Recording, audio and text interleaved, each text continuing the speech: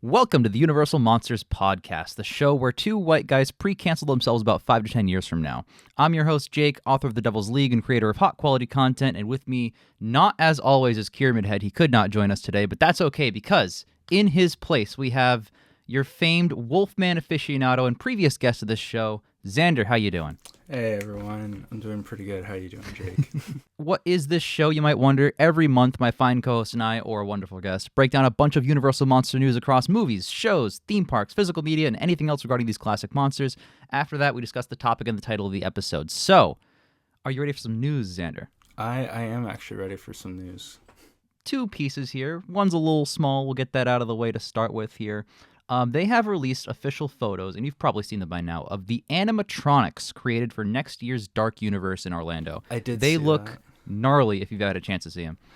Okay, I haven't seen the official photos. I just saw, like, on Instagram, their, like, video thing where they were, like, kind of showing the Frankenstein Yeah, that's fine, monster. yeah. I don't know if they showed any of the other ones in photos, but that Frankenstein They monster... did. They showed Creature from the Black Lagoon, which is basically the same design, but like the face has more teeth and is slightly scarier. Yeah, a little bit And exaggerated. the Wolfman looks gnarly. Like I the think Wolfman's crazy. Yeah, I think I did see the Wolfman, too.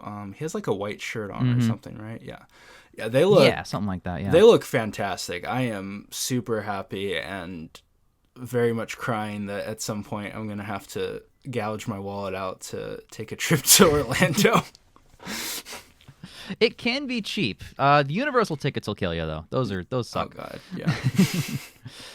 But yeah, no, it's really fun. I've been there one time. It's where I got this lovely Dark Universe shirt. Oh, sick. And that poster to go with it. Nice. But yeah, it was a great time. I can't wait to go there next year. I'm so excited for that park to open. I saw the layout. When you go there, there's like a little scale model layout of what the park's going to look like. And with like the burning windmill and stuff, it is crazy.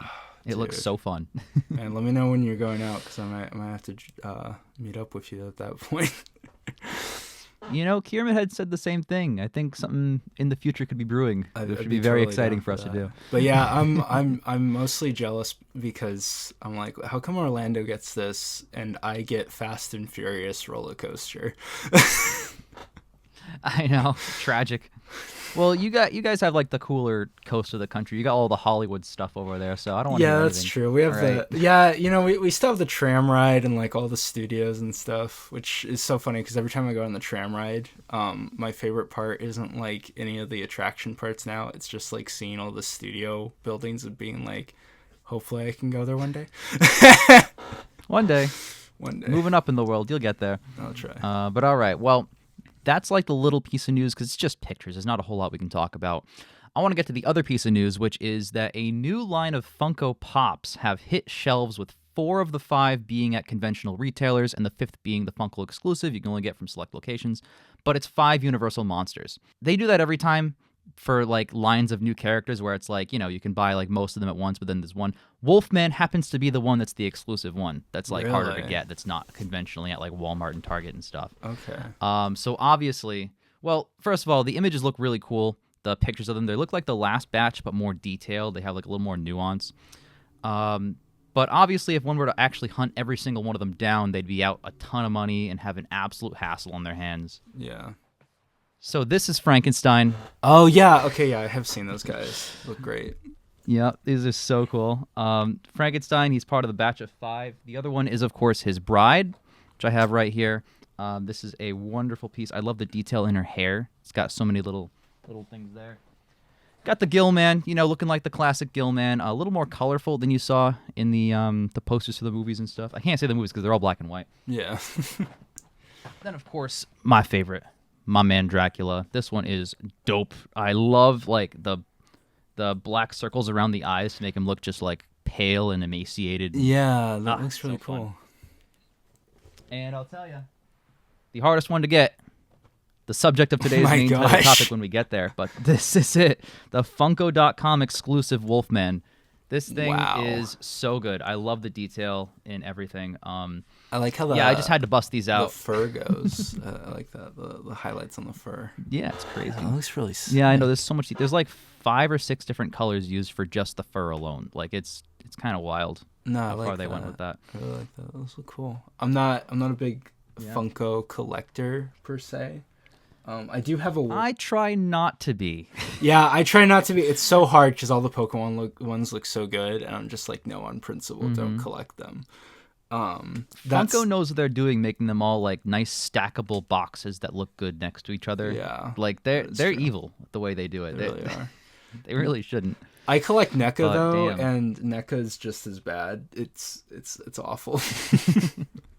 So while I don't know the excruciating Funko hunt, I do know what it's like to hunt, because oh my god, hunting down NECA is the worst.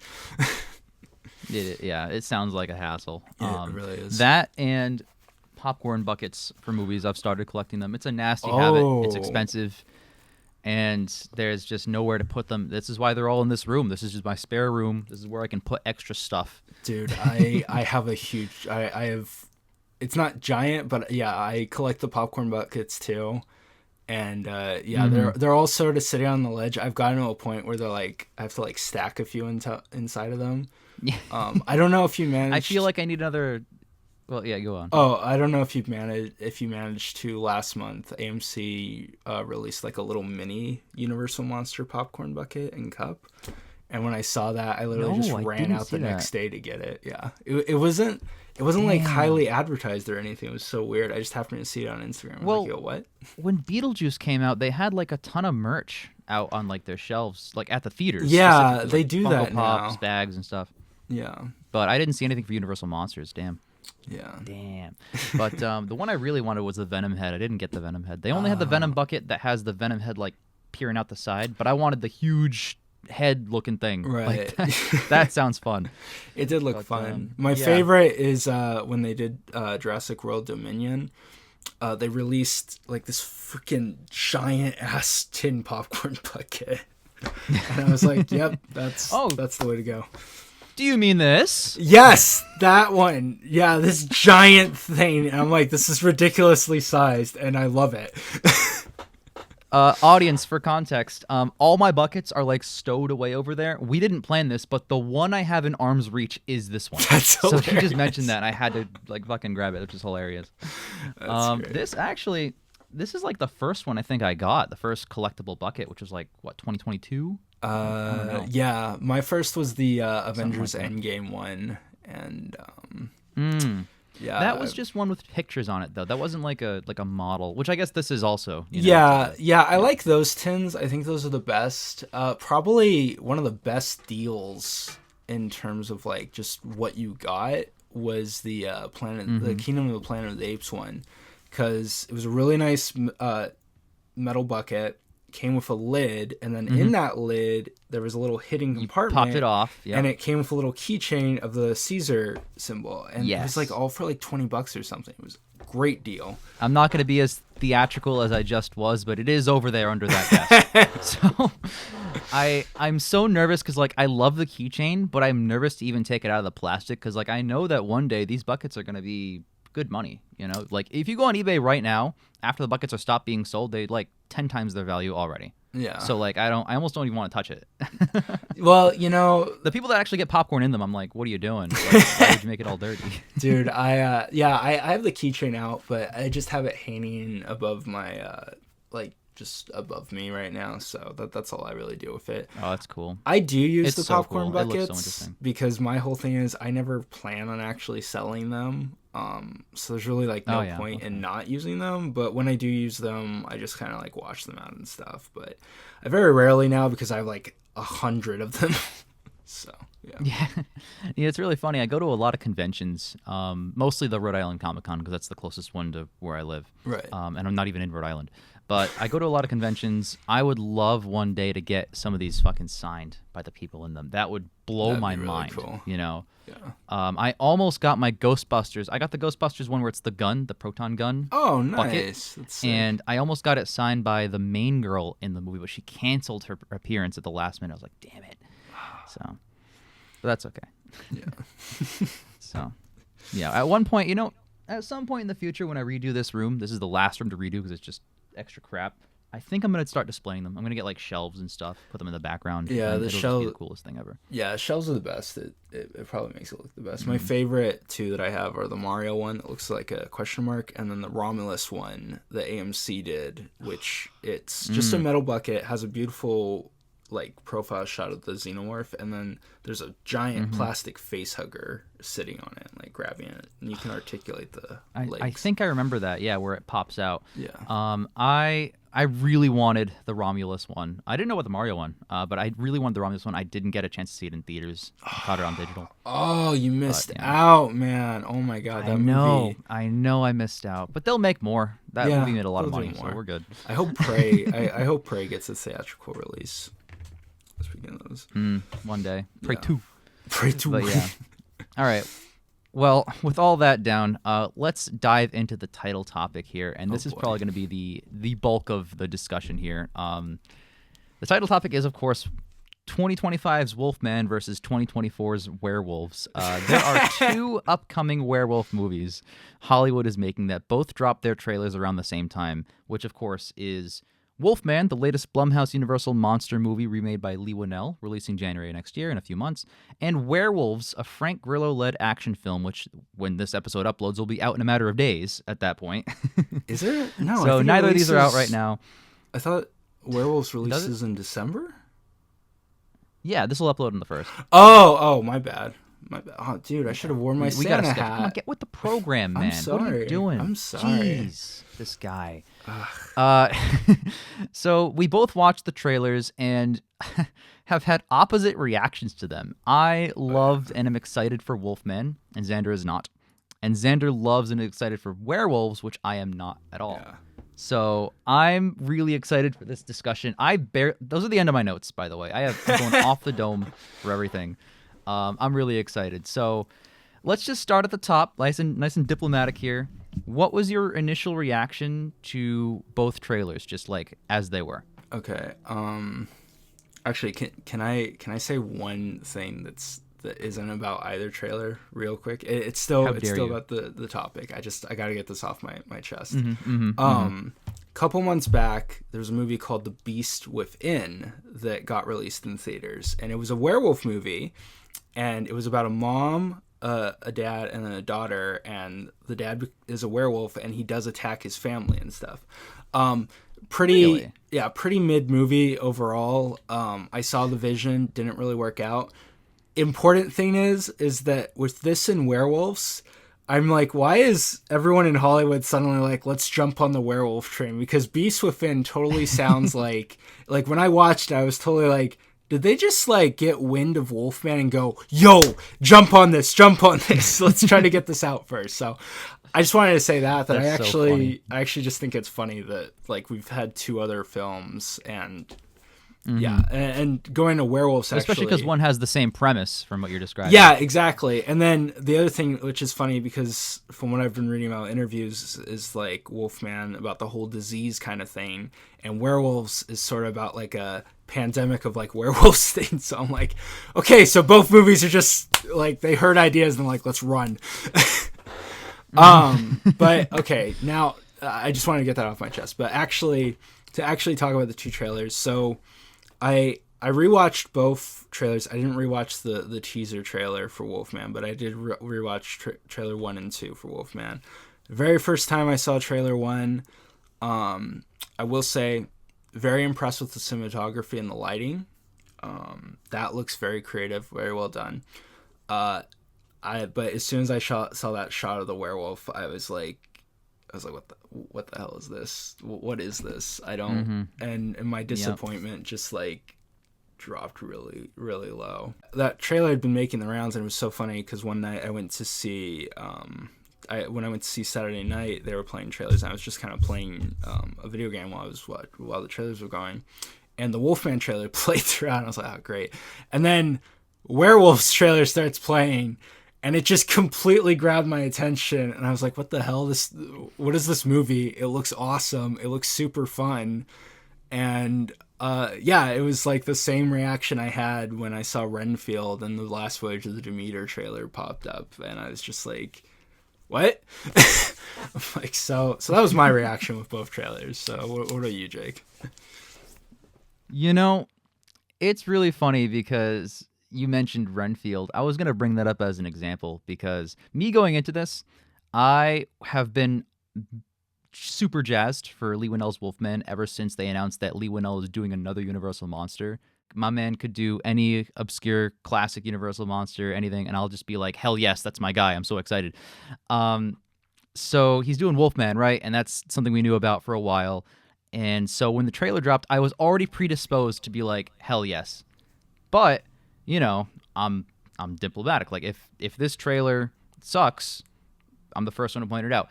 Case in point, Renfield. I did not like that trailer at all. Any of the trailers they made for that movie. I thought it looked like trash. And Renfield ended up being a pretty good movie. I would give that movie like an 8 out of 10. That's a decent, great movie, you know? Okay, let's pump I enjoy Renfield. Oh, you're not a Renfield guy? Oh no. I don't like. Well, let me ask you this. Did you like the trailers for Renfield? No, actually I didn't like the trailers at all. Okay, well, we agree on one thing. But regardless, I was not excited for Renfield. Renfield blew me away. So, going into Wolfman's trailer, I was like, well, I'm really excited for it, but, you know, if the trailer sucks, it sucks. I love this trailer. I loved it so much. And I already talked about why I was, like, super hyped last episode for it, but, like, the super fast cliff notes is that it's a really creative spin. You know, Beast Within notwithstanding. I haven't heard of that movie, but don't it's a really watch it, creative. Don't even bother. I won't.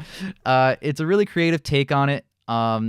I thought the tone and the vibe of the trailer was amazing, and of course, the cinematography is amazing. It's the Invisible Man guy's cinematography, and that guy did amazing with them. So, like, really you know, did. For what it is and like the execution, I am so excited for it. We'll save the design because that's a big thing. We'll talk about the meth head design. I have a huge. You're not ready, I know. But, we'll get there. We will have our chance to scream about it. But just in terms of what the trailer is, I'm so in love with the story. I'm so in love with how simplistic it looks and yet so effective. So that was my kind of vibe with it going into it. The initial teaser that dropped and then the trailer that dropped. The full trailer with like the more of the story, more of the visceral stuff, the roars. Trailer 1 did really good where it just kind of does cold cut to the crash and everything.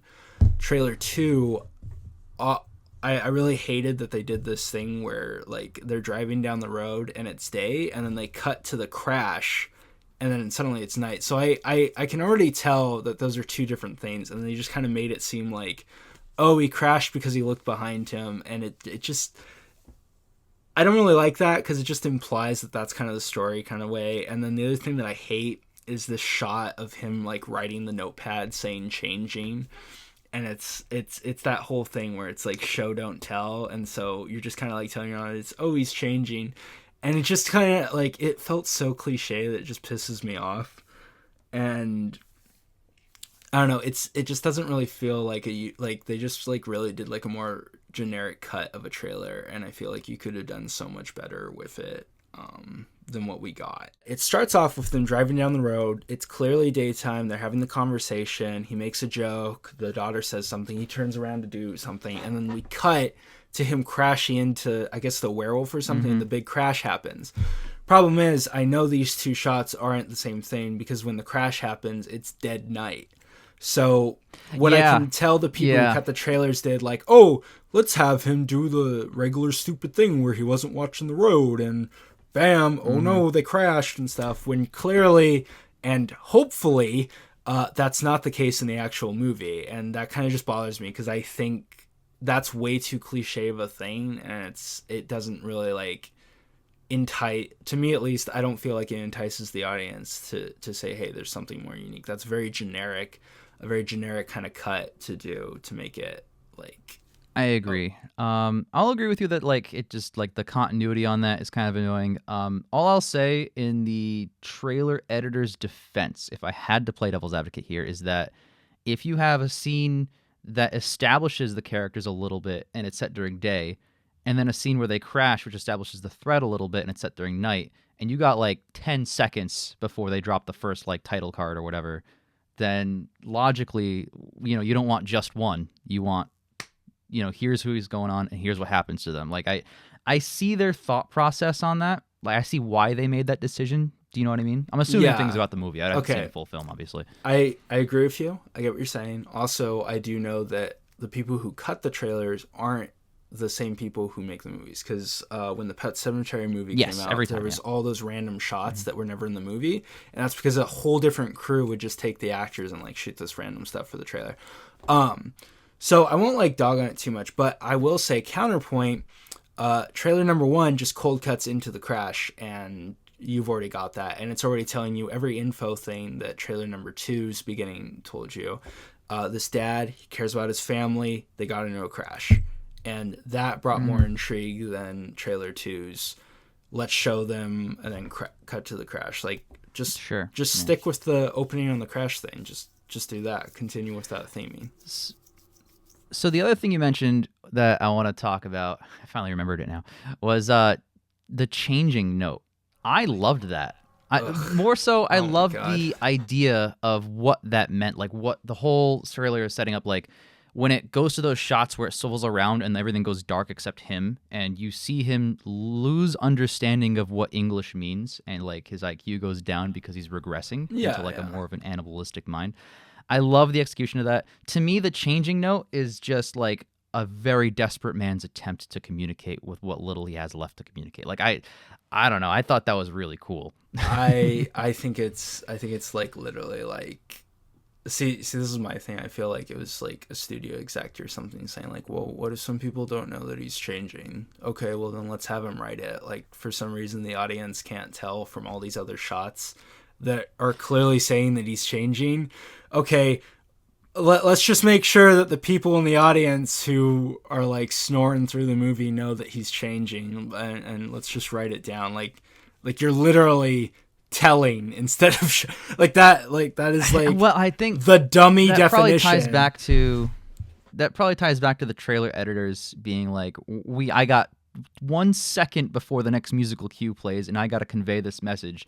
I'll take the only shot of the movie so far that literally says it out loud or written down what's going on, instead of just some dude going like, "Ah!" Well, that's not even that's not even a dog on just the trailer itself. That's just on the whole movie. Like if that shot's in the movie, I'm like, why are you doing that? Why do we need this? I can already tell he's changing. I mean, I don't know. Like, and again, if he loses the ability to speak, you know, he and can again, only write things down. Yeah, but again, it's like he's just saying one word. We don't need to see it. And again, what you were saying, like, yeah, he only has so much time. Dude's already doing fine. I can already tell in the trailer. Like, he's already shown us that he's changing. Why you need to put that in? If anything, take it out. You get a shorter runtime for the trailer. Look, they got rules. They got runtime rules at trailers, man. I'm just saying. It's like you're showing the audience. You're already doing a great job at that. You don't need to do that. Why are we going, hey, That's dummy, fair, here it is. We'll have to see it in context is the answer to a lot of questions on both trailers that we'll get to, of course. Yeah, that's fair. But yeah, that's a good point there. I love this idea, this concept. At least I can't think of something like The Beast Within from this year, which I didn't know existed, where this was the premise, where like you're trying to fight something, but you're slowly becoming it. Like the closest I can think of is like some episodes of Walking Dead, even though that show is not great. So like this idea that like you're taking a classic Universal monster and instead of just say 2010's Wolfman, where you're just going through the motions of like the story we already know, this is a creative way to do it. I think just the premise alone, I think, is a really cool, clever way. I don't know. I think it's a nice addition to the Universal Monsters canon because we haven't seen this in any Larry Talbot. Speaking of, his name's not Larry or Talbot. It could be Talbot. We don't know. He's not Larry Talbot. He's not Larry Talbot. Not Larry Talbot. Yeah. I don't know what. Are we going just full discussion into like thoughts on the movie so far, or like the trailers, or yeah? I mean, we're already here, you know. Okay. All right. Well, I do have a lot to say. And I do want to start out by making this very, very clear, because I am known as I'm the self-proclaimed aficionado in Wolfman, and I am making short films based off the Universal Monsters myself. So I know might sound like too much of a fanboy or like too much of like this is not what I want. I like the idea. I like the premise. I love the filmmaking. It's a very strong looking film in terms of everything. So I don't hate it. But my whole thing about this is that one of my biggest problems is that, to me, the name Wolfman isn't just like any werewolf. Like, to me, that's actually Lawrence Talbot. That's a character. In the same vein as, you don't just call any vampire Dracula. I mean, you can if you want to, but when someone says Dracula, they don't think, oh, just the vampire. They think, oh, Dracula the vampire. So for me, Wolfman is, oh, Wolfman, Larry Talbot, the werewolf. And I kind of think that character, it just kind of bothers me that in a lot of media and stuff, it seems like that character idea has kind of been thrown off under the wayside, that like, oh, it's just a werewolf kind of thing. So that's one thing that kind of bothers me. And then the other thing is that, like Lin-Manuel said, he took everything about werewolves and everything, he threw out the window and said that's not what not to do. And I personally can't agree with that anymore. I don't like it, because werewolves have been around cinema since the 1930s. Like vampires, everything has been done with them. So throwing everything you've done and say, okay, let's try to make something new and let's do a twist on a classic and everything. At some point you twist it so much, it's no longer that thing you're twisting and everything.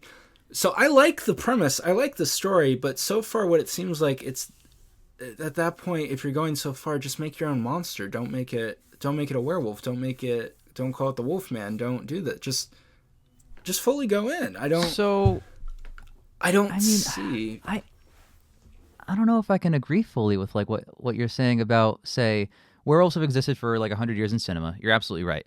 And they've been done a million different ways by a million different creative people, to better or worse, which is really funny. So they've been done a lot of different ways, just like Dracula, just like all of them. And just, if you're at this point, let me say it the other way, actually. If werewolves have been rarely depicted, like Spider-Man movies, there's only like 8, right? And there's a bunch of spin-offs, but there's only 8 actual movies that are about Spider-Man, right? At a certain point, you should switch it up. You should do Miles Morales, because you've seen Peter Parker like 8 or 9 times in a row. You got to do something different. So that would be a situation where it's like, okay, sure, switch it up a little bit now. Wolfman is like Spider-Man on steroids, where it's not just 8 movies, it's 800, 8,000 movies, and you got like a billion movies per year that have werewolves in them. We're talking about 2 different trailers at the same time, So for me, it's like, we have Larry Talbot, the original. We have the whole original series. We even have a reboot that has Larry Talbot that sticks very faithful to the original series. And we have him in all these different medias, all different monster mashes. We even got like Hotel Transylvania, which is like for a different audience completely. We got Larry Talbot all over the map in all different forms of media. So I mean, we don't have Larry Talbot all over the map, I feel.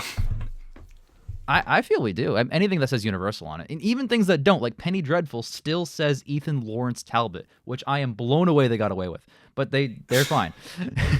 So like, I just feel like this character has been depicted in a lot of different ways and kind of goes through very similar, I'm not going to say the same struggles because there's different stories and stuff, but the very similar struggles of like what it is to like live with this curse.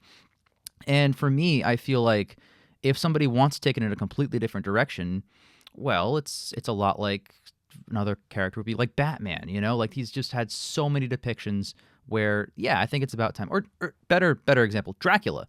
Renfield and Demeter came out in the same year, and they are probably the most different versions of Dracula you could put on screen, like tone, style, character, motive, everything possible is just so different. And I think both of those movies are actually pretty strong. It's kind of impossible to compare them, but they both do what they do really well. Like they both, one succeeds, in my opinion, at being like a comedic kind of classic retelling, and then the other succeeds at being like the most book-accurate Dracula I think I've ever seen, at least story-wise.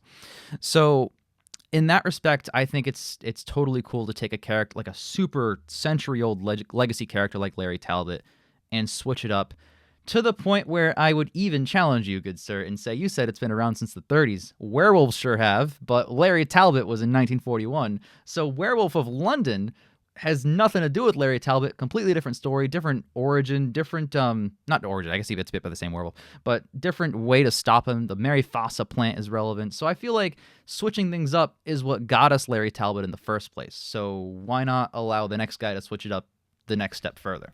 That's what I would say. Okay, To correct you on one thing, I didn't say Larry Talbot's been around since the 30s. I just said werewolves themselves. I was saying that when you call a character the Wolfman, I think it should be kept with Larry Talbot. I think it should be like that. Those two characters are one thing. It's not like anyone's the Wolfman. Larry Talbot is the Wolfman. Anything else is like a werewolf. Like, you don't call Werewolf of London. I forget the stupid guy's name, but like he's not called the Wolfman. He's called the Werewolf of London, or like even American Werewolf in London. That I don't think anyone really calls him the Wolfman. I think they call him. Well, they refer to him as like the Werewolf in American Werewolf in London, and stuff like that. So that's what I just. That's a good point. That's all I meant. I didn't mean like Larry himself. I just mean like I think overall in general, the name Wolfman isn't like Lawrence Talbot really hasn't been around in a lot of media. He's only been. I mean, I haven't seen Penny Dreadful, but besides that, and like a couple of times in like cartoons and stuff, and like, you know, a couple novels and books, mainstream, he's only been in the original films and then the 2010 remake, and that's pretty much all we've done. Van Helsing didn't even have Lawrence Talbot as a character, and they just had they just had werewolves and stuff. They had the idea of like a character, you know, like becoming evil and stuff with the brother, but his name wasn't Lawrence Talbot. It had nothing to do with the Talbots. And I think that's like a unique story kind of thing.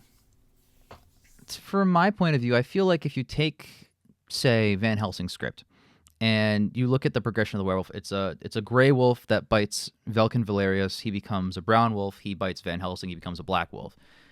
I mean, if you take that script and the only thing you change is you throw in one line of dialogue that Larry Talbot was the gray wolf that bit Velkin, which is like probably 3 seconds of screen time, automatically that movie becomes a movie with Larry Talbot in it. So I feel like the same could be applied to like a lot of different werewolf media where it's like, look, and this movie's doing it backwards. So like Wolfman, they're just saying, like, they're doing the Larry Talbot-esque character, do a little bit of a spin on it, but they're just not using the Larry Talbot name.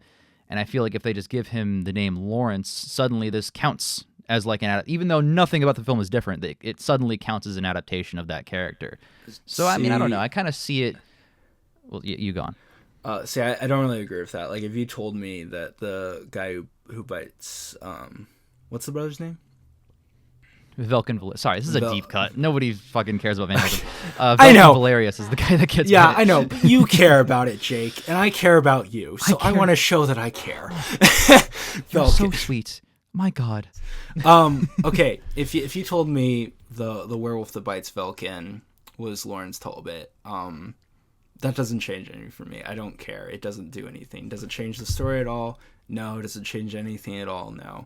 And that's the whole thing where it's like a Rose by any other name would be just as sweet. Just changing something just for the sake of changing it doesn't do anything. It has to actually affect the story. And I would still say the same thing, or I would still criticize Van Helsing, like, and my like problems with the whole werewolf thing, like what I just don't like about it, just preference wise. If Velkin was Lawrence or Lawrence Talbot, or even Van Helsing was Lawrence Talbot, it's like the fact that he's called that, I don't care. It's this character thing, and even Wolfman, like I said, I'm not hating this because his name's not Lawrence Talbot or like stuff like that. That's not why I'm disagreeing with that. Like, if his name was Lawrence Talbot, I'd still have the same exact problems. And I don't feel that do we even have a name for the dad yet? Is it just the dad? I know he's played by Christopher Abbott, so I can't. Blake. We just have a first name. Okay, so if it's Blake Talbot, I still wouldn't care. It still wouldn't make it better for me. But I mean, you were saying like this is like Lawrence Talbot's character, and I don't feel like it is. Lawrence Talbot's character was a guy who was born into a family who ran a town called Llanwelly, and the Talbots had this history of, you know, where there's always been usually two brothers, and the older brother takes it, and then the younger brother usually resents everything, and his dad was very hard on him, sends him away to America. You know, he's a guy who's been sent away to America. He has issues with his father, is feeling, you know, disjointed from his family. He's a man out of place and everything. and he's very much he's a very human character because he does things. He gets a little pervy or something like that. He doesn't really take no for an answer, but he's still a good guy. I mean, he still tries to protect people like that. And I mean, again, that's a specific character. There's a specific story. It's not just he's not just a guy. He's a guy with a problem with a dad, trying to reconnect with his dad, trying to find his place in this town and everything. And I mean, I get that, but like the character's backstory with like the family and Lamity Wells and stuff like that, to me, I don't feel like that's terribly relevant to being a Wolfman. If anything, 2010's Wolfman makes it relevant in all the depictions. Well, but no. Aside from that, that's what I'm saying. I'm not saying it makes it relevant to being a werewolf. I'm just saying like that's a character. Like there's an actual character behind the name Lawrence Talbot. It's not just a man. I'm saying that the Wolfman, like any movie where it's like a Wolfman, it's like the story should be just as much about the werewolf as it is about the man who becomes that werewolf. That's all I'm saying. I'm not saying like absolutely he has to have all those things to be a werewolf. I'm just saying that the Wolfman himself has all those things. See, that's where I draw the line. See, I feel like with that backstory, I don't feel like that's as like, for example, if you're adapting, I brought him up earlier, but Batman has a lot of adaptations. You can't change that backstory. The whole point of Batman is that his parents got gunned down and now he wages a war on crime. Like, that is central to the character. If you change it, it's not the same Batman. Whereas if you were to change the Talbot backstory, frankly, you can still pull off the Wolfman and still go through those struggles of like a metaphor for addiction, or dealing with the curse, how it handles his life. Like, you can still do different things. So that's just, I don't see it as integral as like some other character's backstory. So that's just me. It's my point. I just think it's integral for the name, not for the story of a werewolf. Maybe. Like if you give me a Wolfman movie, I'm expecting that character with that character arc. If you name it anything else and it has to do with a werewolf, then I'm like, okay, cool. Then there's whatever. Like Van Helsing, again, with Van Helsing, it wasn't like I was expecting anything from that. I just wanted to see something with werewolves or something. Or even American Werewolf in London. I'm not expecting a Wolfman Lawrence Talbot story. I'm just expecting a werewolf story, and it gave me a werewolf story. Same with the Howley and stuff like that. Well, I mean, like, it's funny that we keep talking about Van Helsing. Van Helsing has always been this, like, 70-year-old professor who just knows a lot about hunting the vampires specifically, but he's not terribly intimidating. He just has a stake and maybe a knife and just tries his best, But like the Stephen Sommers movie from 2004 changed the cultural perception of Van Helsing. So now when you say Van Helsing, you immediately think monster hunter. That guy's like this 30-year-old jacked fucking guy who has like all kinds of different weapons from every single fucking creature under his coat, and he's just going. And now, like, not even just that movie, but like all other depictions, like the anime, was it Helsing Ultimate or something, and the game or whatever. Like, all these depictions have the same like big, fedora wearing guy with like crossbows and stuff. So now, like, that would be an example of like taking a character that was depicted always the same way, a certain way, doing something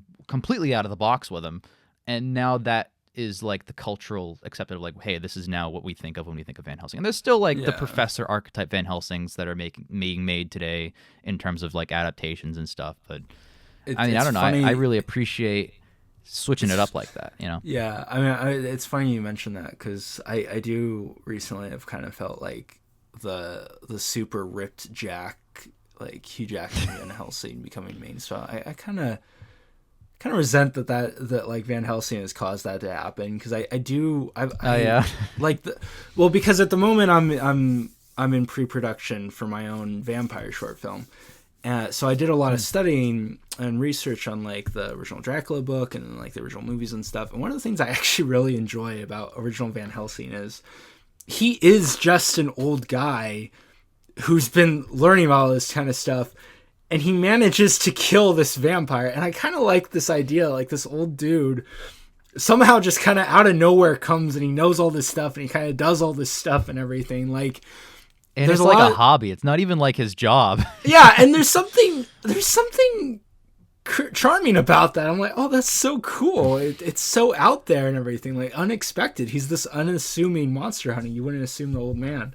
And I know that's been done in other media. And, it's kind of funny because Van Helsing wasn't the first movie to do the wide brim hat. It was, I think at least, if I'm wrong, I'll concede. I think Coppola's Dracula was the first one to give a wide brim hat, and it was for Anthony Hopkins. You might be right on that, but I still think like the character being so the different character, like Hopkins is still book Van Helsing. Yeah, but I also like Hopkins book Van Helsing. He's kind of like a weird like. Oh, me too. It's like you have like I want to be clear. I like Helsing, both interpretations. Hopkins, and then it's like he's like the mid evolution stage before we get to Hughes Van Helsing. So. Yeah, I want to be clear. Dracula's might be my favorite book. I'm not sure, but like I love all interpretation. Not all interpretation, but like I love both like the old professor type who just does it recreationally, and the dude who's just literally a monster official destroying machine. Like this man who was born to destroy everything. Yeah, which is great. That was cool. So like I like everything on the end of the spectrum there. All right, well, we've strayed a little bit from the werewolf trailer itself. Sorry, the Wolfman trailer. We're going to get to the other trailer. I would just say overall, the last points before we move on to the other trailer is that talking about the trailer itself, we can point out like editing things, we can point out like the way they tell the story. If you're going to ask me which movie will be better, Wolfman or Werewolves, based on the trailers alone, hands down, 10 times out of 10 and twice on Sundays, Wolfman 2025 is going to be a better movie. And I still feel they could have made a really bad trailer. I would still have faith because of the people behind it, because of the premise, because of having seen the Werewolves trailer. And I really feel like that's the one that's going to be the better film at the end of the day. So, obviously, I'll let you respond to that, but then I want to get right into the freaking Werewolves trailer and go right to town. Okay, cool. I mean, honestly, I don't have much to discuss about the Werewolves thing. When I watched the trailer, it looked really exciting. It looked really fun. I like the idea of like, we kind of like have like a outbreak of werewolves kind of happening, and like fun kind of scientists kind of apparently like maybe like experimenting and trying to figure out werewolves and stuff, and just like this whole like, let's hunt down these werewolves and kind of like protect ourselves and stuff. It just looks like a really fun campy movie that's not gonna like take itself too seriously, going to be very actiony, explosive-y. And from what I can tell, I could be completely wrong, they throw a lot of CGI at us.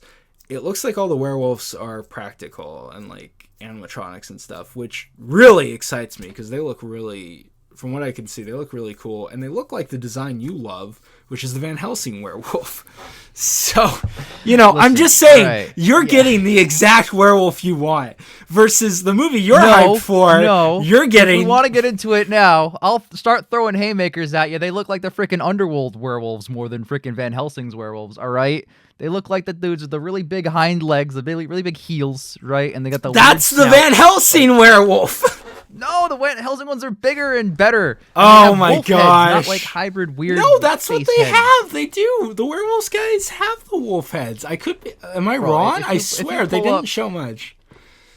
If you pull up the werewolf from Werewolves and then the werewolf from Van Helsing, they're not the same. If you pull up the werewolf from Werewolves, I'm doing the werewolf right from now. Underworld, bro, they're like 1-to-1, baby. I'm maybe doing a little this different right now. Because I do it. swear. Let's go. This is the talk I wanted to have. All right.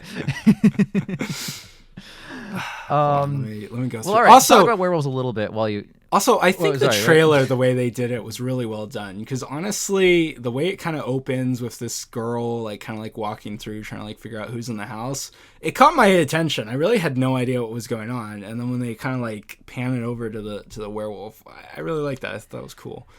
The trailer was awfully done. Dude, like 5 seconds into the trailer, you get this big paragraph. It's like, a year ago, a bunch of people became a werewolf because of a moon that happened this one time. And then it shows like 5 more seconds of footage. It's like, no, it's going to happen a second time and all the guys are going to have to... Whoa! Like, don't give me a book in 10 seconds. Like, you want to talk about the word changing? That's one word of tell, don't show. That is like the whole freaking trailer until the second half is just... Look, at the very least... I'll tell you what...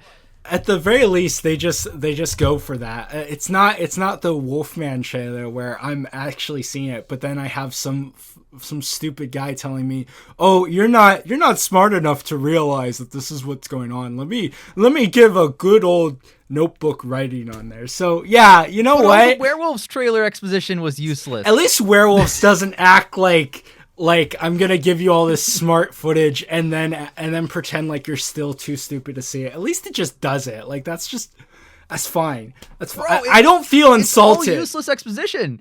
Well, I feel incredibly. If you take out the one word changing from the Wolfman trailer, it's basically the same. It's a better trailer. All of that. If you take out all of those texts of exposition from the Werewolves trailer in the first 20 seconds, it's massively better. The better of the Wolfman trailer goes from here to here. Better from Werewolves goes from like it's way it changes the whole perception because you don't need it. It's not necessary. If you're watching the movie and you see like Frank Grillo with a gun going like, "Are there werewolves over here? I don't know." You get the same impression from both. So like I'm blown away at that trailer that it did that with all that text. Does it do that? I don't remember a bunch of text. It was a year ago. It's so much. It's a huge expo dump. I don't think. Okay, that's not a wall of text. I think that's corny as hell. I think that's a pretty. You know what? No, I get to play devil's advocate now. You're an editor. You only have 2:30. That is the quickest way to get across your premise. Quickest way to get a visually. All right, visually. And then it says it's happening on there instead of showing anything. Okay, you only have 1 year ago a supermoon turned millions into werewolves, and then it's happening again. That's so random. That's all you get. That's a huge That's deal. all you get. What's the wall? Where's the paragraph? Jake? First of all, where's that's the paragraph? Like that is so interesting of a premise. That should be the film. And that is the film. This is the film. Next. It's saying it's happening again. This is the show you that. No, the film is about a year after that. Yeah, and it's happening again, so we get to see it happen. We get to see it happen. So we are seeing that premise, and it's a cool premise. That's way more interesting than the movie we're actually getting. I feel we like are getting that movie. This Jake, feels like we're getting that movie to a movie I never saw. The only difference is these guys are prepared, so we get to see a shotgun blasting into a werewolf. Like, this movie seems so much cooler than Wolfman.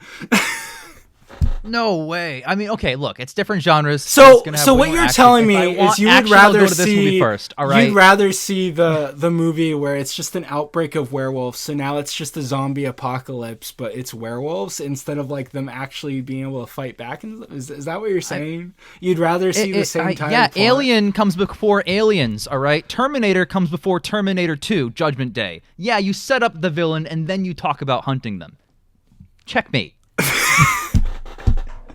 I can't. All right. I can't even. There's no appealing. And I'm looking at this trailer. Okay, I did get up the shot of the werewolf. It looks like the same stupid Van Helsing werewolf, maybe just a little bit more realistic. Because guess what? Animatronics are a little bit more harder to make in real life than your stupid CGI. Animatronics. Yeah, I'm sure that trailer was 100% animatronics the whole time. They look real to me. Okay, I'm not questioning if it's CGI. That looks practical. All right, I'm just saying. Wolfman looks real as well. I don't think the werewolves trailer effects hold up the entire time. And maybe that's not fair because the movie's probably doing more werewolf effects because it's an action film instead of an actual horror film, which I'm not hating on. You can do different things with it. But for me, it's like this movie looks like the most sci-fi B-movie FX film. I'm surprised. And I love that. I love that. Okay, you know what? I'm saying this. I'm gonna say this because I know that you know what I'm talking about because I watched your 3-minute video that you were talking about, like why you should be pumped for Wolfman. Sure. Romulus made bank. Kingdom of Planet of the Apes made bank. These were mid-budget films. Made a lot of money back. We need to start making more mid-budget films. And this is like a C or B movie. And we need more of those. We need more movies that just have fun and are a little bit more silly. And I need this, okay? Yeah, like Wolfman. Shut up! All right. Shut up! I'm just saying. You dug your own grave with that. You know what? No, you know what? No, I'll support Wolfman. And I like that it's mid-budget. And I like that werewolves is the same thing. That's why werewolves should be in there. Okay? So you can't just say Wolfman's allowed in there because it's called Wolfman. It's made by Lee Winnell. Let this other thing that's trying to have fun too go in. There's nothing wrong with it trying to be fun and silly and not take itself seriously. Give me my action horror. I will say in the werewolves' defense, in this film's defense, it absolutely is trying to have fun, and it is going for it's just like Renfield's trying to be funny. This is going for action. I have Yeah. no qualms with it taking the genre in that direction. You know. Okay, I'm I just can't judging take it this as anymore. like. I know this is about werewolves, and I love werewolves, but I just have to say this. I hate Renfield. That movie sucked. It was tonally all over the place. I'm sorry, but I lost it when I started hearing stupid dubstep in a monster movie. And then, I'm sorry, why are we having a Mortal Kombat reference out of nowhere? And then Nick Cage has this great idea for his own version of Dracula, and I love it. He did great. But then at certain points, it just feels like the director or some producer is like, okay, that was great, Nick Cage. Now give me the Cage version of it. And I know that this is probably true because when Nick Cage was freaking talking about the movie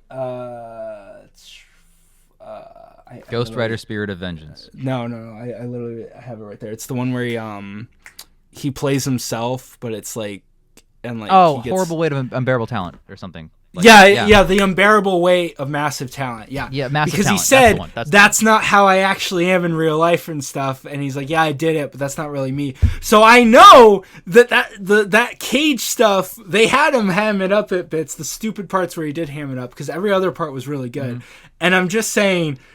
Yeah, that Renfield sucked, and the tone was all off, and it was all over the place. And I'm so sorry. I'm so sorry. You are literally telling me that you loved Teddy fucking Lobo, his annoying ass, and the stupid. Listen. Let's snort a centipede. Really? You're going to defend Teddy fucking Lobo? Listen. He gets his comeuppance, and it's really satisfying to watch. Second, the effects in Renfield never gave up. All right, they never looked like shit.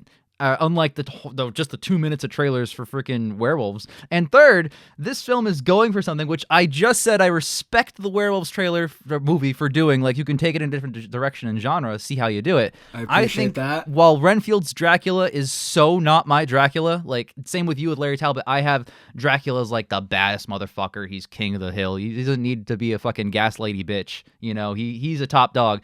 But there's a million Draculas that are made for me. They can have a couple that aren't. You know, it's all well and good. So I think when Renfield did what it did it really effectively. And I do have criticisms. Some of the tone is definitely all over the place. It's a little too campy, but that's just what it goes for, and it succeeds in that regard. Werewolves, the trailer, does not look as professionally produced as the official Renfield film. All right, it did, like, the effects aren't there, the acting isn't there, and just the initial story of, like, yeah, a year ago this crazy massive event happened. Let me just blow by it and just start the film at this, like, a year into the thing you wanted to have seen. Like, my guy, you know? So what you're arguing is that the same thing is happening again. We just see it where they're prepped for it. It wouldn't be as interesting as them being able to fight back, because then you just see a slaughterhouse and then it just happens for like 5. No, like, I'm just thinking about this as a filmmaker. I'm thinking about this as a screenwriter. It's like you just get the same thing where it's a bunch of people running around trying to survive. Okay, but you don't start with Speed 2 cruise control. Like, that's what I'm saying. Like, the idea of the world reacting to werewolves becoming a literal pandemic, which, I mean, correct me if I'm wrong, I don't think that's been done that many times where you do a werewolf apocalypse. I don't think I'm sure it's been done in fiction. The idea of the world reacting to that, so instead of zombies, it's this nightmarish mythical beast that isn't slow, that isn't stupid. It'll actually smell you and hunt you down faster and more effectively. That is its own... Like, Jesus, it's its own fucking trilogy if you really want it to be. That's its own premise. It's its own movie. And they're going right to, like, well, let's just skip all that and just go right to this. But anyway, we've talked about that for a while. Let's move on to the rest of the trailer. Mainly, the effects. Now, obviously, we shouldn't comment if it's, like, CG or practical. Modern movies are pretty good at fooling us most of the time. But I'll tell you, that last shot, the hallway shot, man, that looked real rough. I don't know what they thought they were doing putting that in the trailer this early. They needed more time for that visual effects shot. Let me pull up this hallway shot that you're talking about. So yeah. It's like the shot. It's the shot. When you sent us the trailer, which at that point I had already seen, but like when you sent us that trailer, it's the last like 10 seconds of that where he's transforming in the hallway. And I think they do a Texas switch where it's the guy acting, he falls out of frame, and when the camera pulls back, it becomes CGI from there. I think they do a little bit of that, which is, you know, probably how you should do it if you're a filmmaker. It's just easier and cheaper. But at the same time, you could make the effects look better, is what I'm saying. I've been kind of playing it up because it's kind of funny, but I will be honest. I appreciate the conceptual design of the werewolves. I like how it's a big hybrid monster. That's fun. Sure, all well and good. I just think in the execution is where it could have been pulled off a little more like believably. That's just okay. Say what you will about the Wolfman design, but that's believable.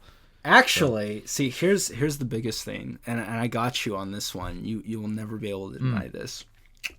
Sure. At the very least, when I look at the werewolves and werewolves, I know it's a werewolf. Versus Wolfman, I have to convince myself it's a werewolf. So yeah, let's talk about the stupid design because let's get into it. Let's get into it. If I have to, right? This is a big deal. Yeah, and here's my argument. If I have to ask, question, and convince myself that yes, this is a werewolf, you failed. You still had to convince yourself this is a werewolf. You're like, oh, well, it's a new take on a werewolf or something like this. You look at the werewolves and werewolves, and you're like, oh, that's a werewolf. You look at him, and you know me, I'm very particular about my werewolf design. But even American Werewolf in London, you look at that, that's a werewolf. Werewolf by Night, you look at that. He's more man and a little silly. You can still tell it's a werewolf. Look at the Howling, you can tell that they're a werewolf. Look at Wolfman, which, by the way, I think it's hilarious that the title did the whole Social Network. Don't do the Facebook. Call it Facebook. So they just cut out the because of, it's cooler. Anyways, look at Werewolf and you're like, that's a werewolf. I think Okay, so you failed. I'll get into how I feel about this, but first I will talk a little bit about behind the scenes. So it turns out Lee Winnell had been like desperately contacting Universal saying like, do not reveal this as like this dude in like the makeup standing at the fucking Halloween Horror Nights, whatever the hell, the initial first thing. Do not reveal it this way. It's not the way to do it. You got to reveal it in context in the movie. And he said it's the equivalent of finding out Freddy Krueger's design by a Spirit Halloween costume. So based on that, like I'm going to give him the benefit of the doubt here, like saying he had intended it to be revealed within the context of the movie, and watching the footage of the trailer, it is scary in context. It looks like a fucking monstrous thing. However, that being said, you're absolutely right. The design's shit. It's the worst werewolf design so far. I can't think of a worse werewolf design in cinema, like in movies. And I'm not a huge fan of Larry Talbot with like the perm afro looking thing. That's still, you're right, it's still more of a werewolf design. So the only reason that we're having this debate, and the only reason I'm on the other side of this debate is because I think Wolfman is going to be a much better film. That's what I've been saying very clearly. But regardless, the design I'm not a fan of. Obviously, in a couple months, I will be sitting day one Thursday night preview and going in with high hopes and walking out hopefully going, wow, that design worked really well in context. Maybe that'll be what I say. Maybe I won't say that. But only off of what we have so far, which is an awesome trailer and the dude wearing the costume in Halloween Horror Nights, it's not great. So all I'll say as well, I'll add to this before I pass it off to you, is that Lee Winnell's kind of right. In context of the trailer, it was used pretty scarily. Like if you wipe your windshield wipers and there's that fucking thing staring at you, bashing through the windshield, I'm shitting my pants. You know what I mean? Like that's scary as fuck. No, I get it. But anyway, go on. So I will say I think I sent you a meme, sent you guys a meme or something about the werewolf thing. I've seen plenty of memes about the this. Horror Nights. God, that thing has gone around so much over Reddit. It's hilarious. I love it. I still am very much of like, okay, let me not just judge a book by its cover and everything. So I was hoping that it was something else, and I do know studios have done that. Nope. They screwed over Jordan Peele with Nope by that stupid shot where you see the UFO at the end. I'm so glad that I went out of my way to avoid every trailer for that, because that was a big surprise for me, being able to avoid that. I love that. I'm the same way. I watched the first trailer, which didn't show it, and I was like, I'm in. I don't want more trailers. And I watched the movie, and I didn't know it was about a UFO. I was like, hell yeah. So I'm glad I missed that second trailer. I guessed it was because I kind of get what I love Jordan Peele, and I kind of see what he does with monsters and stuff. I was like, dude, this is going to be an alien movie. Like, this is going to be about UFOs and stuff. But still, it was like every time I ran out of that stupid theater, and every time. And then when I finally saw the movie, I was like, oh, this is so awesome. And then I watched the trailers. I'm like, oh my god, they ruined it for everyone. They ruined it for everyone. That final shot ruins it. I feel for Leigh Whannell on that. That said, that final shot, I wasn't scared. It just, he looks like a meth head still, and I really just, I don't care. It's not a werewolf. It doesn't look like a werewolf. And this is what I'm saying. This goes back to what I was saying. I don't hate the premise. I don't hate the idea. I don't hate the whole, it's a disease and like it slowly deteriorates you into this thing. I think that's all cool. I think it's interesting. I'm sure it's going to be horrific. It's not a werewolf story though. That's not a werewolf. That's not, and it's well, like I said, it's definitely a werewolf. Hold on. That's not a werewolf. Why is it not a werewolf? I can see why you wouldn't, why you say it's not Larry Talbot's story. I totally see that point, but like, it's definitely the story of a werewolf. Is it though? Is it really the story of a werewolf? It's a dude gets bitten and turns into a fucking werewolf. How is that not what that is? He's not turning into a werewolf though. He's turning into some sort of monstrous, deteriorating thing. That's not a werewolf. Oh, I meant like the concept, not the design. Obviously, design is what it is. No, I'm talking about like literally the story.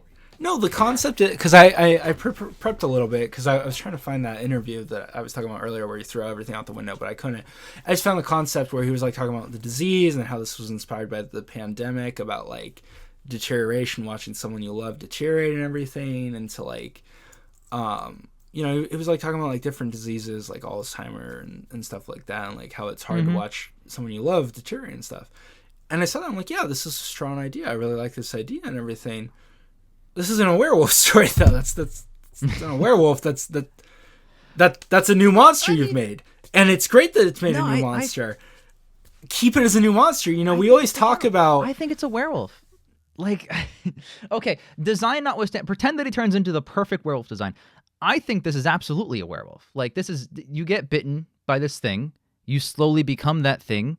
And that thing is this predatory, monstrous, animalistic thing that hunts people and eats them and passes on the thing. I mean, sometimes werewolves are depicted as like a scientific disease. I have my criticisms with how that's handled. That's neither here nor there. Sometimes they're depicted that way. I mean, I think it's a viable option of a werewolf adaptation.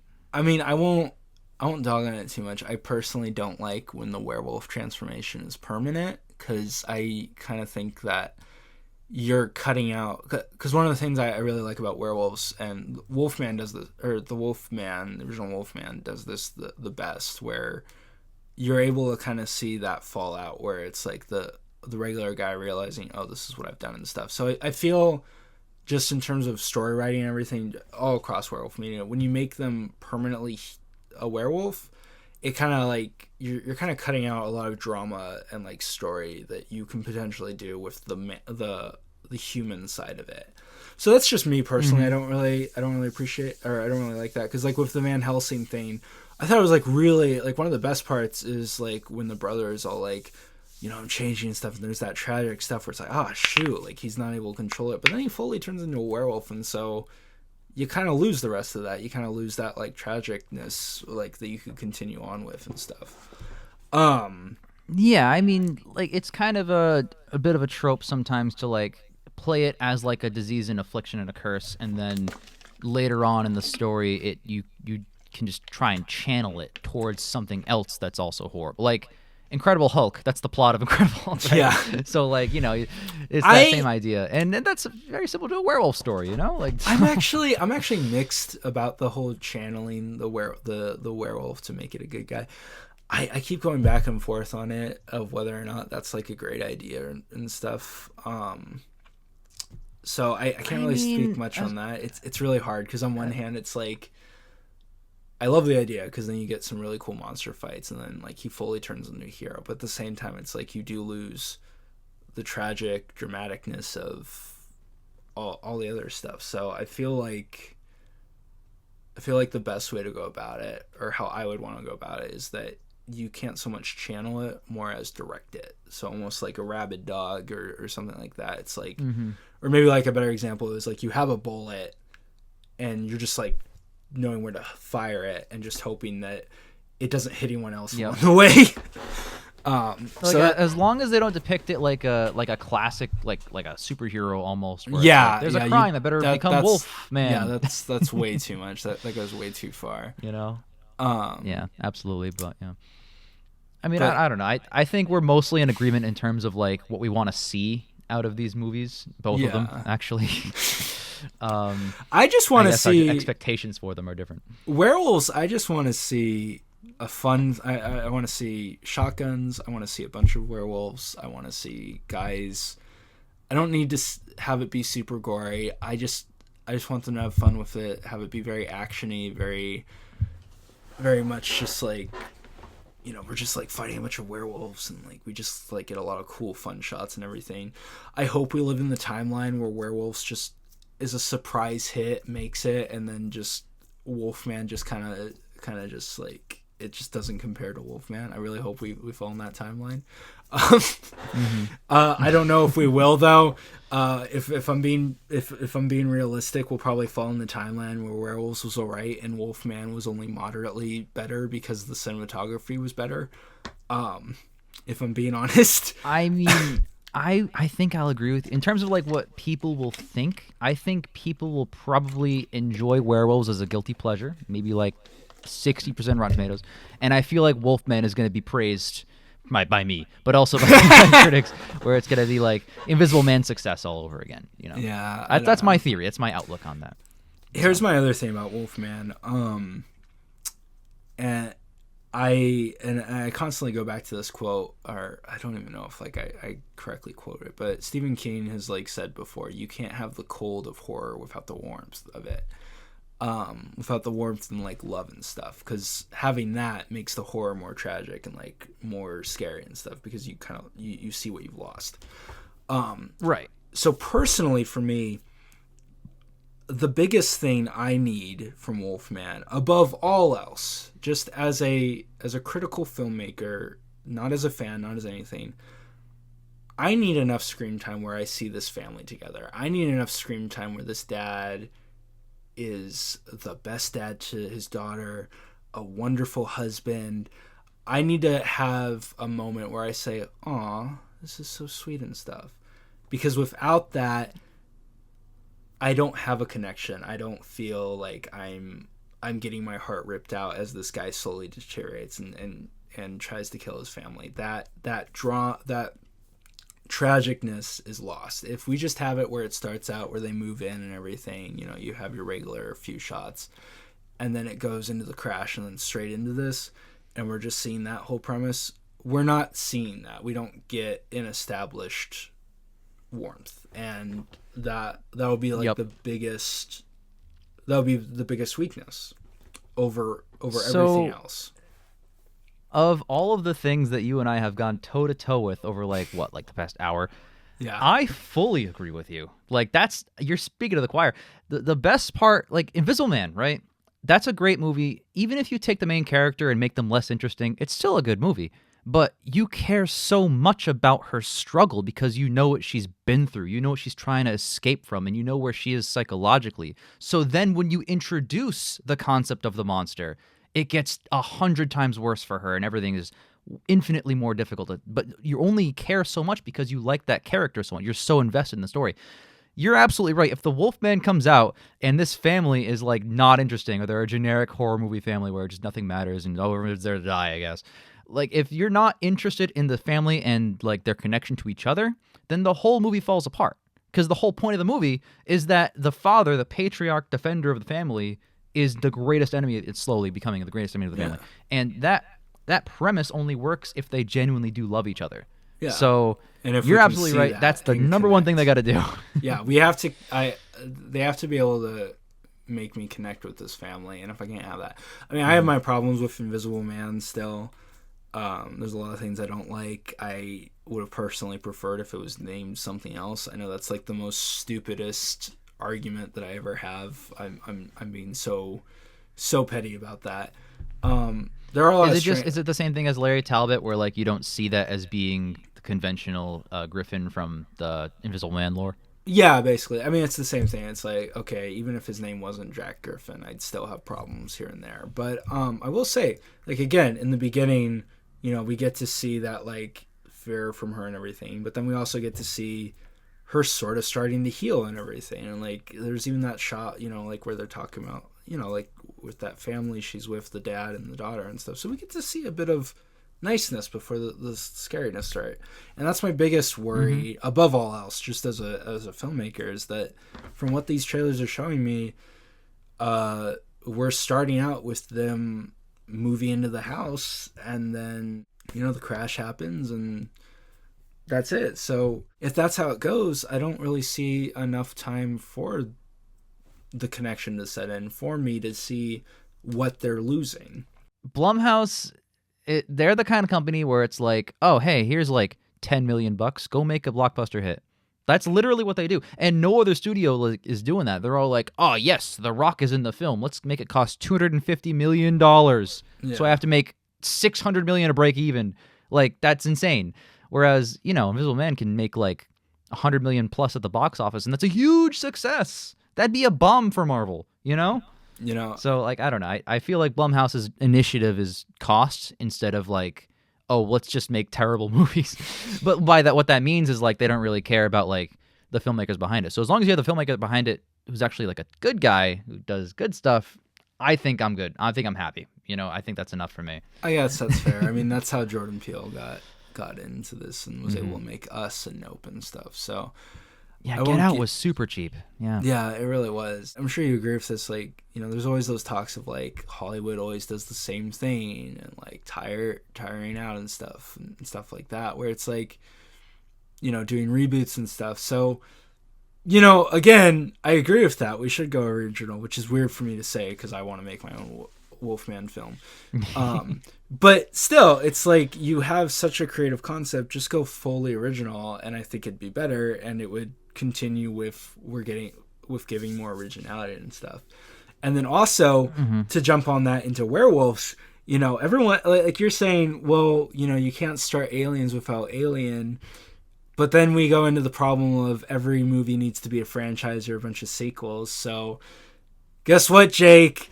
The way you're saying of how werewolves should be, then you're just saying, well, we need it to be a sequel and stuff, and we need to have really? a setup. So and you're telling me if you enjoy Werewolves, the movie, and they make Werewolves 2, you're not excited? I mean, I am, but it's like if they made it where it was where it's like the one where they're not prepared and stuff, and then it's like, oh, we're setting up Werewolves 2. Like I'm just saying. Well, hold on. Well, I mean, I'm not asking for a bunch of sequel bait. Just make a good movie, you know?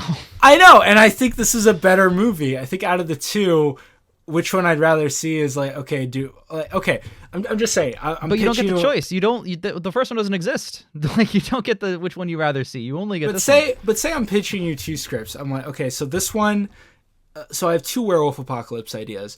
One is where a whole town turns into werewolves and we have to see a bunch of people running from them.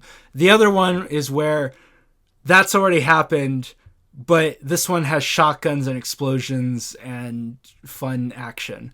Which one sounds like the cooler film? If you pitch Iron Man or The Avengers, 10 people out of 10 would rather see The Avengers, but you need Iron Man first. You need to set that up because otherwise it doesn't pay off the same. Otherwise, it's just a fun, big blockbuster movie as opposed to now we're going to the MCU argument. Now we're I'm just saying we're talking about sequels and setting things up. It's that kind of thinking. It's that kind of thinking that killed the DC universe. It's that kind of thinking that, you know, made it's bad storytelling that killed that universe. Bad right? thought. It's bad thinking. No, it's bad thinking. I'm just saying. You could absolutely make a cinematic universe out of DC characters. I'm excited for what James Gunn's going to do. No, but what I'm saying is, and they started with Man of Steel, man. You got to do it this way, and then you got to have this movie and stuff. Like, you can't go full formulaic. I'm just saying, like, you're thinking it's like, oh, well, you can't have. Avengers no, that's Iron not Man. The issue. Was that Batman vs Superman was a bad movie. I'm as a guy who, for what it is, enjoyed the Ultimate Cut. But I don't think that's the right second film in that universe. You know what I mean? No, it was an awful. You didn't even establish Batman. You have to take the time to set it up and everything. But if you're talking about a B, low budget horror film, out of which two would you rather see? You're telling me you wouldn't rather see the one where they actually get to fight back, and you'd rather see the same tired old, let's run, scream, see people just get slaughtered, run away. That's it. You wouldn't rather see all that. You've seen a film like Werewolves but before? Shotguns. Come on. Come on, man. You've never seen a film like Werewolves before? Like, that's the same. Just because it's similar films exist doesn't mean you can't make a good one, you know? What if it is a good one? What if it is a good one, Jake? What if all this and you're wrong? I hope you are wrong. I hope that, like, because I know I was telling you. The irony about this show is that months after it uploads and these movies come out, they're both going to be good movies, and we're both going to look like idiots. That would be hilarious. It's going to be That's probably the worst. I think the worst timeline is if both come out, I end up loving Wolfman and you end up hating it, and you end up loving Werewolves and I end up hating Werewolves. Then we really look like idiots. Yeah. We really look at these kids like, wow, how did that happen? I'll tell you what, if that weird timeline happens, we have to do another show where we follow up and talk about why Wolfman blows and Werewolves blows or whatever.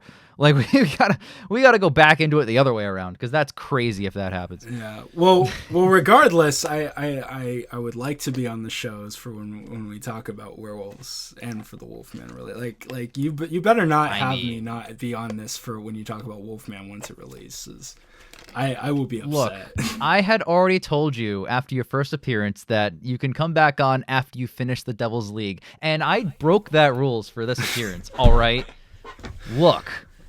You made it. I'm going to call you out right now. A little playful here. God. But you made it right to the werewolf chapter, which is like the Xander Taylor-made chapter if there ever was any. And you're just like, I'm going to stop here. Perfect place to stop. And and you know what? I could out you right now if you wanted me to. I could give you all the same thoughts I gave you on that, because I did start to read that chapter. And I can do that right now if you want me to. Well, all right. Well, it's a Cold War right now. We'll put our guns away. Because I did start reading the chapter. I watched it when you introduced the werewolves and everything. I got to the fight between him and the Frankenstein dude. I've been reading. I have. You know what? You calling me out, but I've been going above and beyond with the reading. I have not only been reading, or I was not only reading the book. I was giving you chapter by chapter thoughts on your book. Look, so don't even act like it hasn't been anything. Listen here, buddy. Listen, I appreciate that. That was very nice of you to do. Thank you. And I appreciate that you've been really open to some of my criticisms. Well, yeah, I mean, like, I try, like, I can't be as, like, myopic and be like, oh, I'm only like, yeah, I gotta hear other opinions. But also, in fairness, you've had a lot of interesting concepts, and there was a lot of there's been a lot of interesting stuff. I really do enjoy the book. I've been enjoying the book. I really appreciate that. And yeah, I will go on my way to. I will go out on my way to try to finish it this month, since a lot of things are happening. So I think I'll be able to, because I have to be here for the next podcast and the one after. I have to be here for the next two. I want to thank you very much for coming back onto this show. And thanks for having me on. You're exactly what I needed you to be. I needed the conflicting viewpoint, because I feel like Kieran Head and I kind of agree most of the time on basically everything. So I need that someone else with a different viewpoint, someone who is also well-versed in the classic movies, who can bring that knowledge and bring that passion to this show. That's the whole point of the show. Yeah, no, so, thank you so much. I've been itching to come back on this show. Like, I keep wanting to. I've been wanting to. So yeah, I'd love to be back on more often if you'll have me. And yeah, no, honestly, it's been great. It's been great talking to you over these past few months since we did do the first podcast. Like, you guys both have been like about the only two people I know that I discuss monster stuff with. And I know for a fact that that you two actually care as much as I do, versus my friends. They're like, yeah, this is cool or that, but like, no one else cares about the fact that the mansion in House of Dracula is the same mansion in House of Frankenstein. So I just want to say I appreciate talking to you guys all the time when we have. Yep. Which, now that you mention it, you're right, because he's found in the quicksand of the beginning of that movie, which is at the end of that one. But that story-wise doesn't make a lot of sense, because why would they come for the first time to... Look, that's a whole other episode. We got to get into the crossover reviews at a certain point. But pleasure having you on, as always. We'll see everybody next month for, January 1st's show. The show of the new year and a month of the Wolfman 2025. If you're watching this episode, Last Voyage of the Demeter's commentary finally went up. I recorded that so long ago, so many months ago, but I finally have the Monster-thon up. It is hilariously number 69 in our Monster-thon, so I'm really excited about that alone. Last Voyage was amazing. But all right. I love that film. Yeah, we will see you guys next time, and hopefully with Pyramid Head this time, so you won't be absent. Hell yeah. Goodbye. Hello, Universal Monsters Podcast listeners. I'm Bruce. As Jake has no doubt told you in the main body of the episode, I wasn't able to make it for recording, but I told him that I would film my own little segment here and that I would send it to him. So basically what I'm going to do here is I'm going to show off some merch, namely a set of trading cards that I've had for quite some time. And I have the whole main set. I'm just missing most of the special cards, which I'm not even sure what they are, just looking at the checklist, so I'm not even going to get into that. But, just start from the beginning. It starts at the beginning with Hunchback of Notre Dame with Lon Chaney, and then goes to his Phantom of the Opera. And those are the only two silent films in here, because interestingly enough, they skip ones that usually get brought up. Like Cat and the Canary is the main one that gets brought up in Man Who Laughs, but they skip those and they go straight to, interestingly enough, The Cat Creeps, which is the Lost Sound remake of The Cat and the Canary. And the image specifically is from the Spanish language version they shot, which also is lost. Weird that they did that. They put a Lost movie in here. And then we go to Dracula, but it starts with a card for the whole Dracula series. Interesting enough. And it makes a point in here where it says, but while the Frankenstein movies were actually a series in the sense of progression of the principal character through changing circumstances, the movies that followed in the footsteps of Dracula are widely varied, sometimes relating to the original only in the most tangential way. So basically this is saying, yeah, this shit has no continuity. And then Dracula itself gets 2 cards. So yeah, if it's a series, not always, but sometimes it gets a series card. If it's an important movie, it gets 2 cards. And then we get the Frankenstein series, which that picture is a behind-the-scenes photo from Bride of Frankenstein, where he's smoking. But that's actually a behind-the-scenes picture. That's not from the scene in the movie. And then we get first Frankenstein card, second Frankenstein card, and then we don't get a Mummy series card yet, interestingly, but we get the Mummy and the Mummy.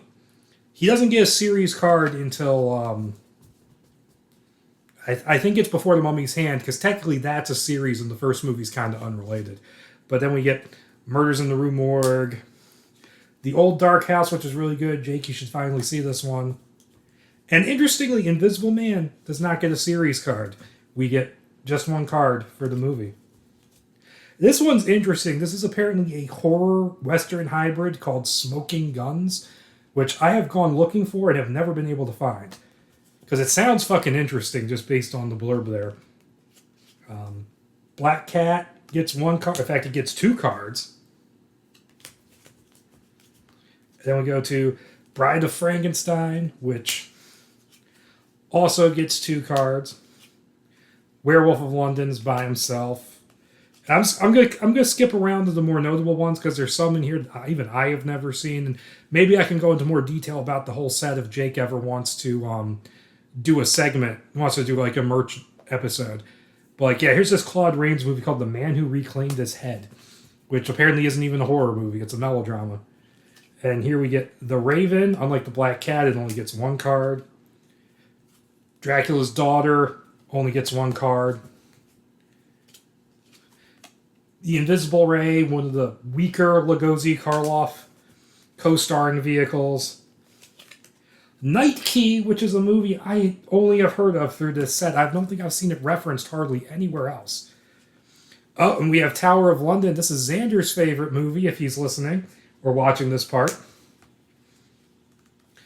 Son of Frankenstein, which I really like this movie. Not everybody in this sphere here with me with this show likes it, but I love it.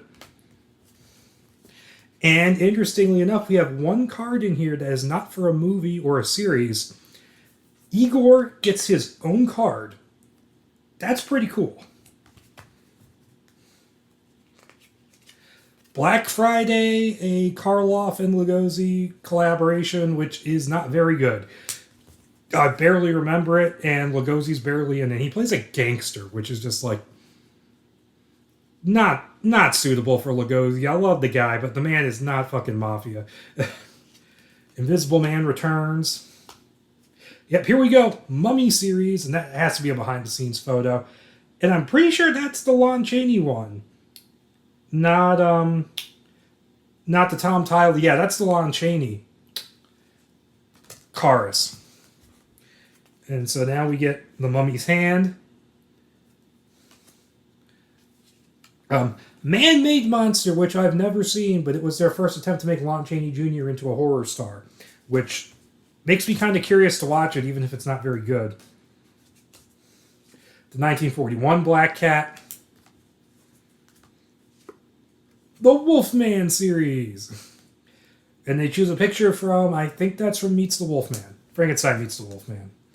And here we go. The Wolfman, that's, the iconic image that was on the stamp back in the 90s. And here's the Wolfman continued with Maliva. Not important.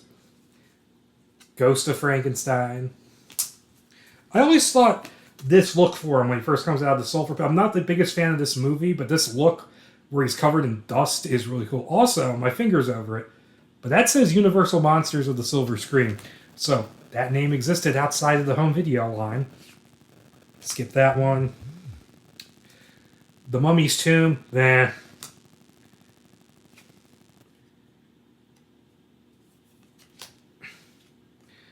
That one.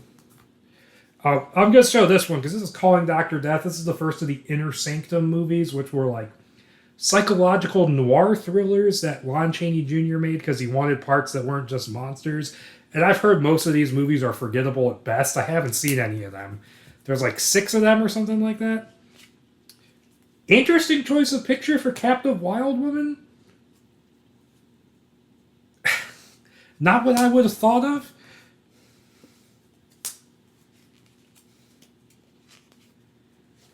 Frankenstein Meets the Wolfman. I don't think they grapple quite that intensely at the end of that movie.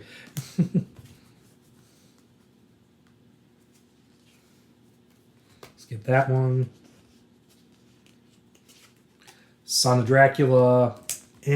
Good stuff. Not a great movie, though. Claude Rains' Phantom has its moments. Interestingly, the cards are somewhat out of order. I mean, the cards are in order according to their numbers, but they mixed up Jungle Captive and Jungle Woman, and they have the year right, 1945, but for some reason it like jumped ahead a few slots. Skip that one. Mummy's Ghost, John Carradine talking shit to Lon Chaney Jr. in that picture. And here we go. Jungle Woman. They're out of order. I don't know why. Mummy's Curse. Pearl of Death, which is actually pretty good. I've seen all the Universal Holmes movies. They're worth watching. Most of them are. Some of them are kind of shitty. The Spider Woman, that was an okay Holmes movie.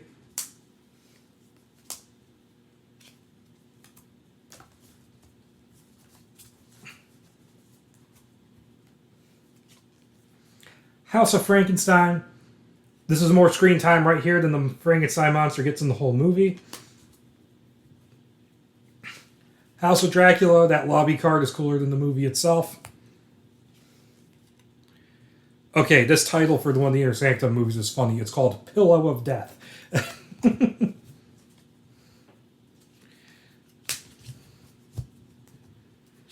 House of Horrors, another creeper movie. Spider-Woman Strikes Back, which apparently is not actually a sequel to the Spider-Woman. They just called it that. Everybody's favorite movie, She-Wolf of London. And that picture actually kind of spoils the movie.